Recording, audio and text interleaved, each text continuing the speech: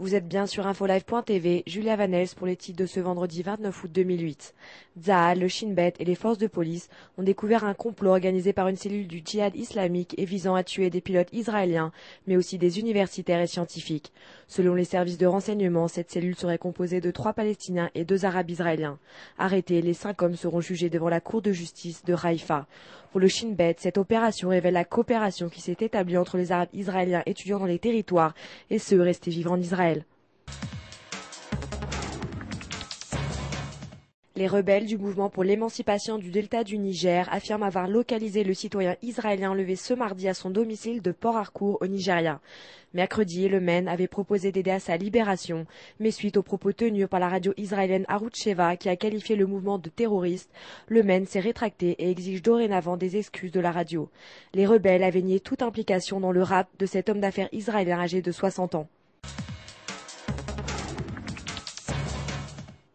Pour la 7e fois consécutive, Ehud Olmert va être interrogé ce vendredi par la police pour répondre aux accusations de fraude et de corruption qui pèsent contre lui.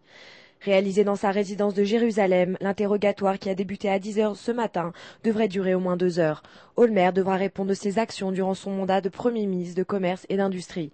Il est notamment accusé de trafic d'influence, soupçonné d'avoir usé de sa position pour nommer certains de ses proches au ministère.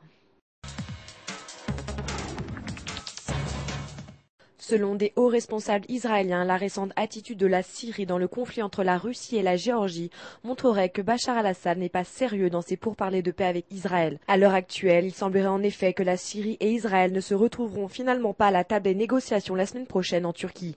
La semaine dernière, le président syrien s'est rendu à Moscou où il a discuté de systèmes de défense antimissiles et de tanks qu'il envisage d'acheter à la Russie.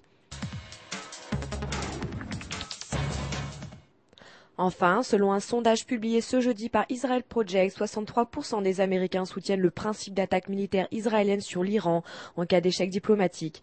L'étude révèle que les Américains se sentent de plus en plus concernés par la question de l'Iran nucléaire, 96% d'entre eux estimant même que cela constitue une menace imminente pour Israël. En outre, la majorité des Américains déclarent ne pas croire que l'Iran souhaite développer sa technologie militaire à des fins civiles. C'est la fin de ce journal. Merci de l'avoir suivi sur InfoLive TV, la première télévision sur Internet qui émet depuis Jérusalem en 4 langues.